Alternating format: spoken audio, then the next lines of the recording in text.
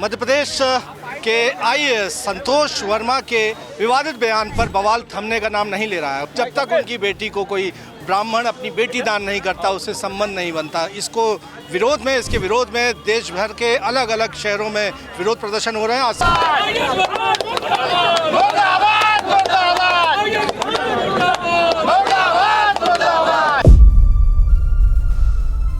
हमारी मांग यही है कि ब्राह्मणों को हमेशा निशाना बनाया जाता है। तो क्या इस देश में सिर्फ एक ब्राह्मण समाज ऐसा है? और उसके इतने विवादित मामले हैं। इसके पहले वो फ्रॉड में फंसा, इसके पहले एक महिला का शोषण किया।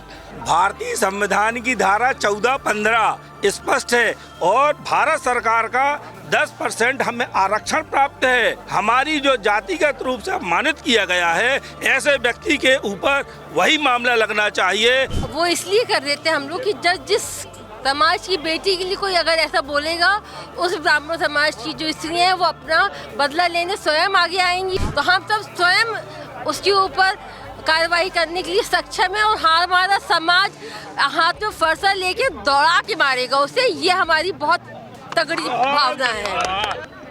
अजाक संघ के प्रदेश अध्यक्ष और मध्य प्रदेश के आईएएस संतोष वर्मा के विवादित बयान पर बवाल थमने का नाम नहीं ले रहा है। उन्होंने कहा था कि आरक्षण तब तक होना चाहिए जब तक उनकी बेटी को कोई ब्राह्मण अपनी बेटी दान नहीं करता उससे संबंध नहीं बनता। इसके विरोध में देश भर के अलग अलग शहरों में विरोध प्रदर्शन हो रहे हैं। आज संस्कारधानी जबलपुर में भी ब्राह्मण समाज, ब्राह्मण संगठन, महिला संगठनों की ओर से एक रैली निकाली गई है और इस आक्रोश को देखते बना है। हालांकि पुलिस की ओर से घंटाघर चौराहे पर बैरिकेडिंग कर लोगों को आगे जाने से रोक दिया गया, लेकिन फिर यहाँ ज़मीन पर बैठकर जूते दिखाते हुए ये विरोध प्रदर्शन किया गया है। राष्ट्रद्रोह की धारा लगाने की मांग है। आईएएस संतोष वर्मा पर गिरफ्तारी की मांग है। राम दुबे जी से जानते हैं क्या कहेंगे, क्या मांग कर रहे हैं? नहीं, हमारी मांग यही है कि ब्राह्मणों को हमेशा निशाना बनाया जाता है। तो क्या इस देश में सिर्फ एक ब्राह्मण समाज ऐसा है जो शोषण करता है?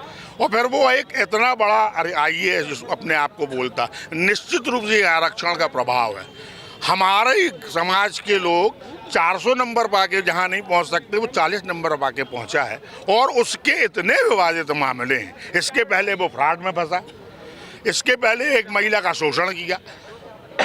ऐसे व्यक्ति को निश्चित रूप से जिस संगठन का प्रदेश अध्यक्ष बनाया, उनके दिमाग में भी ये बात आना चाहिए, क्या वो इस लायक है? वो हमारी बेटियों का दान लेगा?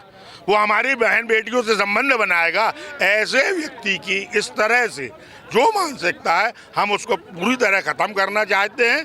भविष्य में हमारे समाज के ऊपर पुनः कोई इस तरह के भाषणबाजी, बयानबाजी करके आप क्या साबित करना चाहते हैं, हम बिल्कुल बर्दाश्त नहीं करेंगे और निश्चित रूप से उस पर FIR होना चाहिए।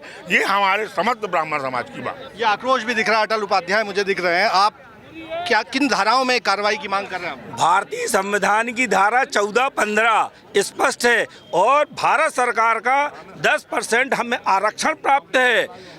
आर्थिक आधार पे अगर हमें आरक्षण प्राप्त है तो एट्रोसिटी एक्ट के अंतर्गत हमारी जो जातिगत रूप से अपमानित किया गया है, ऐसे व्यक्ति के ऊपर वही मामला लगना चाहिए जो एट्रोसिटी एक्ट के अंतर्गत अगर हम जाति सूचक अपमान करते तो हमारे ऊपर लगता था।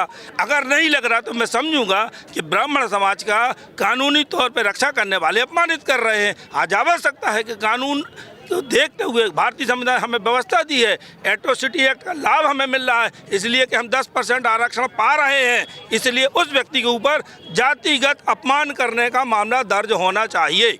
और इसी मांग को लेकर हमने देखा जूते दिखाकर विरोध प्रदर्शन कर रहे थे कल्पना मिश्रा। वो इसलिए कर देते हैं हम लोग कि जिस समाज की बेटी के लिए कोई अगर ऐसा बोलेगा, उस ब्राह्मण समाज की जो स्त्रियां हैं वो अपना बदला लेने स्वयं आगे आएंगी और हम बिल्कुल किसी की मोहताज नहीं है। अगर ये जो सरकार है जो उसके ऊपर FIR नहीं होती, वो गिरफ्तार नहीं होता, वो निलंबित नहीं होता है, तो हम सब स्वयं उसके ऊपर कार्रवाई करने के लिए सक्षम है और हमारा समाज हाथ में फरसा लेके दौड़ा के मारेगा उसे। ये हमारी बहुत तगड़ी भावना है। महिलाओं का ये आक्रोश जो है वो देखिए यहाँ पर दिख रहा है। ब्राह्मण संगठन है और महिला संगठन है जिन्होंने आज जबलपुर जिला कलेक्टर कार्यालय का घेराव करने का प्रयास किया। हालांकि पुलिस की ओर से बैरिकेडिंग कर उन्हें रोक दिया गया है, लेकिन यहाँ दो टूक चेतावनी दी गई है कि अगर इस मामले में राष्ट्रद्रोह का अपराध, देश की एकता, अखंडता, संप्रभुता को खतरे में डालने की धाराओं का अपराध दर्ज नहीं किया जाता जाट संघ के प्रदेश अध्यक्ष संतोष वर्मा के खिलाफ, IAS संतोष वर्मा के खिलाफ, तो इस तरह के विरोध प्रदर्शन जारी रहेंगे और देखना होगा कि किस तरह का आगे इस पर कार्रवाई होती है। कि आप देख रहे हैं समस्त ब्राह्मण समाज और अनंत ब्राह्मण महासभा के द्वारा माननीय मुख्यमंत्री महोदय को एक ज्ञापन दिया गया है जिसमें लिखा गया है कि संतोष वर्मा IAS के द्वारा जो टिप्पणी की गई है उससे क्षुब्ध होकर ये ज्ञापन दिया गया है और कार्रवाई की मांग की गई है। इन सभी की भावनाओं को ये ज्ञापन जो है माननीय कलेक्टर महोदय के माध्यम से माननीय मुख्यमंत्री महोदय को भेजा जाएगा और इनकी भावनाओं से उन्हें अवगत कराया जाएगा। देशद्रोह की धारा BNS 152 लगाने की मांग की जा रही है, किस तरह से बनती है? ये हमारा जो दायित्व है वो ज्ञापन, इनकी भावनाओं को और ज्ञापन को माननीय मुख्यमंत्री महोदय से अवगत कराने का है। बाकी डिसीजन उन्हीं को लेना है।